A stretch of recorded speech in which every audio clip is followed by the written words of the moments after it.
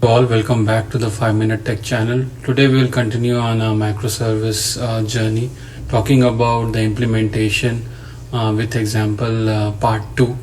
In this video we will be talking about the product service. As you see in the part which is highlighted in red, this is the what we'll be developing in this video, wherein there will be a product service which will be developed in C# ASP.NET Web API, and it will have a backend as a MongoDB database and get the products. So this API will be the one which will expose the list of products and the product operations through its interaction with MongoDB database. So let's quickly switch to the demo part, in which we will talk about the creation of the products API. To start with, we have created an ASP.NET Web API project. It has different layers. First of all, we have the basic controller, data project, and the DTOs and the database entities, mapper repository, and other basic classes for ASP.NET Core Web API. The dependencies which we have injected are Swashbuckle ASP.NET Core. We have MongoDB driver, AutoMapper, and AutoMapper's dependency injection. To start with, we'll first look at the entities class. So we first of all have the entity which will be represented in the database, and we will be having the ID, name, category, summary, description, image file, and the price. And also we will have something which we will be able to configure as a context class. So we will have a product context, which internally will have a Mongo collection of a product, and then we will be calling a client on the database settings. We will be connecting to the MongoDB and getting the particular database created, and then we will get the collection of products, and also internally we will fill that product list. Since it is the first time, so we will be using some dummy data, and that's how we will be filling it up.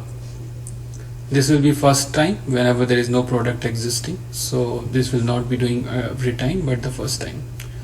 Along with this, we will also have the products DTO. The products DTO will represent the data type object which will be exposed to the API. Now this mapping from the entities to DTO will be done through a mapper called product mapper. It uses AutoMapper as its engine to convert the models. So we'll create the mapping between the two models, and then we have the product repository. Product repository is basically the same what we see in other DB database repository classes. We will be doing the get entities, the get product here by name, by ID, by category, and all other stuff. We'll also be updating a product and deleting a product. To talk to this repository, we have the controller. The controller will have the iProduct repository call injected to it, interface injected to it, and we will have the different the controller methods like get product by ID, get product by category. The injections in this are the mapper, which is the AutoMapper, because we need to convert the product entity into a product DTO.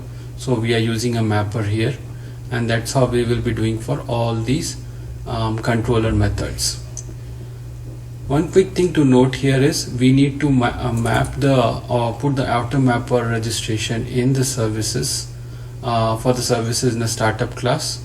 We also need to scope our context and repository classes, and also we need to configure our Swagger which comes as our default in our ASP.NET Core MVC.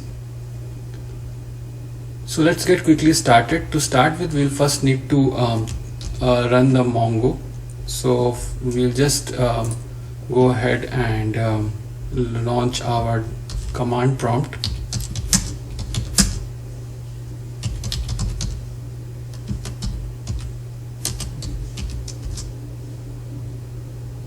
So as you see, I've already pulled the Docker instance, and it is running on the port 27017. And if you see in the Docker desktop as well, I have a products Mongo deep database instance running. So I'll go ahead and launch the application. So as you see, we are having different APIs, API products for get, post, update and delete, and also other get by ID, by category and by name. We'll just do a get all the products. So we'll try that out. So if you see here, we will be finding seeding the data first time and then pulling the data through API to be coming to us into the API. One thing to note is we need to configure the app settings as we do for any other connection, providing the connection string, the database name and the collection name, which will be used by our context class to fetch the database list of product. So I hope you like this video. We'll continue on our journey of microservices. Next time we will be talking about the Ocelot API gateway and it's how it communicates to the individual APIs. Thanks for watching the video. Have a nice day.